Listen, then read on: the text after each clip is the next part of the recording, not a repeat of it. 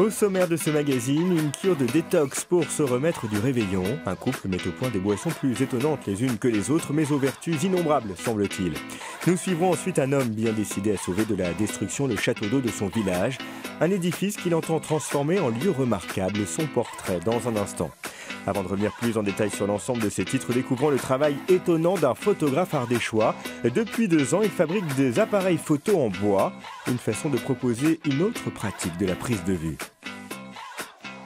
Une remontée dans le temps dépoussiérée de toute nostalgie. Voici les appareils de Benoît Caponi, tous argentiques, tous uniques, façonnés ici, à Lussas, dans le petit atelier de menuiserie familiale. La matière première est le noyer, agrémenté d'un minimum de pièces. On retourne aux racines de la photographie. Il s'agit d'une boîte noire en fait. Si on vient placer une surface sensible, et là ça va être une pellicule à l'intérieur, on va tout simplement pouvoir l'impressionner, lui faire recevoir la lumière simplement par un minuscule petit trou qui va laisser rentrer cette lumière. C'est le principe du sténopé. Pas besoin de lentilles ou de viseur, le plaisir de l'objet simple et beau. Le photographe est souvent un maniaque, c'est souvent un maniaque de son matériel et de ses appareils.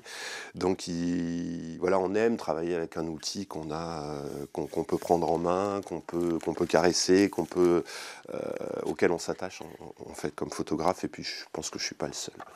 L'esthétique n'est évidemment pas le seul argument. Avec cet appareil, c'est le temps d'exposition qui compte. Cela demande patience et observation. Les mouvements deviennent traces, tourbillons. La profondeur de champ est décuplée.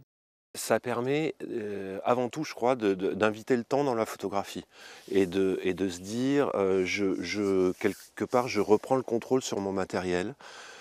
J'ai le temps, je vais expérimenter. Voilà. Et forcément, il y a des changements. L'acte photographique n'est pas le même que quand on photographie avec un appareil classique. Et du coup, on photographie autrement, on s'en rend très vite compte. Benoît Caponi fabrique une centaine d'appareils par an. L'expérience proposée reste abordable, comptée entre 130 et 200 €. Une vidange à faire, des plaquettes de frein à changer, plus besoin de prendre rendez-vous dans un garage. Désormais, c'est le mécanicien qui se déplace au chevet de votre voiture. Le concept né aux États-Unis se décline aujourd'hui dans la région nantaise. Sa camionnette, c'est un petit garage ambulant qui permet à Florian Le Rochet de venir chez vous entretenir votre véhicule.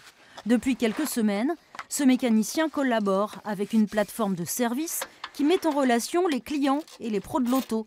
Le site s'occupe de gérer devis et factures. Florian, lui, peut se concentrer sur son cœur de métier.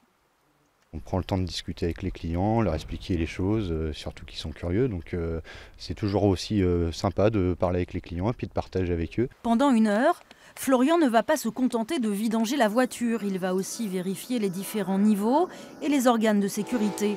Un check-up complet qui coûtera au final moins cher au client que s'il était allé dans un garage traditionnel, jusqu'à 50% d'économie. Notre organisation permet aux clients de proposer des tarifs extrêmement compétitifs, vu qu'on travaille avec des mécaniciens qui sont indépendants, qui n'ont pas de structure de garage. Et l'autre aspect, c'est la sécurité. Le fait déjà que tout soit couvert par une assurance et le fait que l'ensemble de nos mécaniciens soient extrêmement expérimentés est rassurant pour le client. Vous avez la petite clé là qui vous indique la vidange. Et je vais justement remettre à zéro pour enlever la petite clé. Comme j'y connais rien du tout, ça me soulage bien sûr et puis ça m'évite de le faire ou de le faire à l'extérieur où je vais perdre une demi-journée et là en 1 heure c'est réglé, pour moi c'est tout confort. Donc voilà, il n'y a plus qu'à conduire maintenant. Lancé il y a 3 mois dans l'agglomération nantaise, à Ancenis et à Cholet, le concept séduit de plus en plus de clients et permet déjà de faire travailler 5 mécaniciens à domicile. Il faut sauver le château d'eau de Richard Ménil. Ce vénérable ouvrage d'avant-guerre devrait être voué à la destruction. Et c'est sans compter la mobilisation d'un habitant bien décidé à le rendre incontournable. Rencontre. Lorsqu'il regarde le château d'eau, Serge Trifot en voit tout de suite le potentiel. Si on peut, on enfreint un mur d'escalade et si possible en faire un objet remarquable. Une fresque, quelque chose d'exposition, des photos, enfin voilà, plusieurs solutions. Pour lui, c'est bien plus qu'un bâtiment vétuste. C'est un témoin de l'histoire du village qui mérite qu'on le conserve. Sa particularité, c'est d'être ici, d'être là depuis 80 ans, d'avoir bien rendu service. Sa taille et sa configuration ont permis quand même de l'extension du village, de passer de 600 habitants à presque 2500 habitants, sans modification, même si depuis 6 ans il n'est plus utile, parce que maintenant il y a des ponts, parce qu'il y a d'autres technologies. Pour éviter sa destruction, Serge Triffaut a présenté son projet à Xavier Bousser, le maire de Richard-Ménil. Le souci, c'est que sa restauration coûterait la bagatelle de 82 000 €, beaucoup trop pour la commune. Qu'à cela ne tienne, Serge Triffaut est prêt à le sécuriser sur ses fonds propres, avec 20 000 €. Mais le conseil municipal demande des garanties. Il y a des éléments qui se détachent aujourd'hui et donc c'est surtout une mise en sécurité qui est urgente pour éviter qu'il y ait un accident se produise sur la commune. Donc en premier lieu, c'est de sécuriser ce château d'eau et ensuite de le rendre beau. Mais ce n'est pas tout. Pour qu'on lui donne le bâtiment, il doit aussi racheter la parcelle voisine. C'est la condition fixée par le promoteur immobilier du futur lotissement qui sera construit ici. Serge et sa femme envisagent donc de vendre leur maison et de déménager. Non, ça ne fait pas peur. Bon, après, certaines personnes mettent ces sommes dans d'autres projets. Nous, ça sera dans le château d'eau de Richard-Ménil. Le couple dispose de 6 mois pour déposer un projet de faisabilité. Avec 2 difficultés, le terrain est en zone naturelle et couvert par les bâtiments de France. Pas de quoi effrayer Serge et Béatrice Triffaut.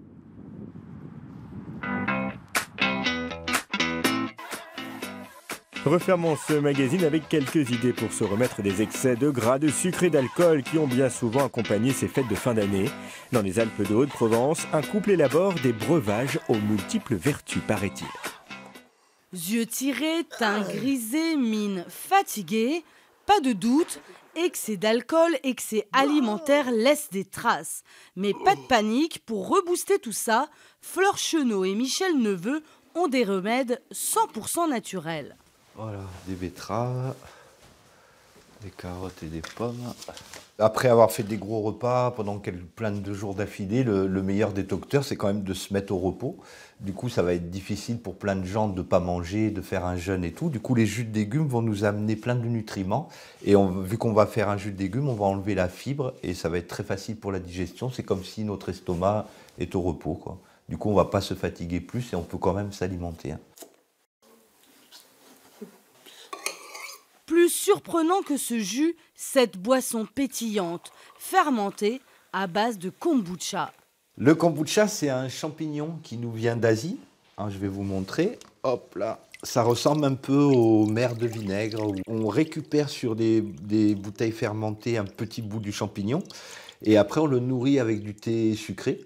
Et du coup, on obtient une boisson énergisante, revitalisante, pleine de bonnes choses, quoi, puisque le kombucha est appelé élixir de longue vie et a plus de 5000 ans d'histoire en Asie. Santé bonheur! Santé bonheur!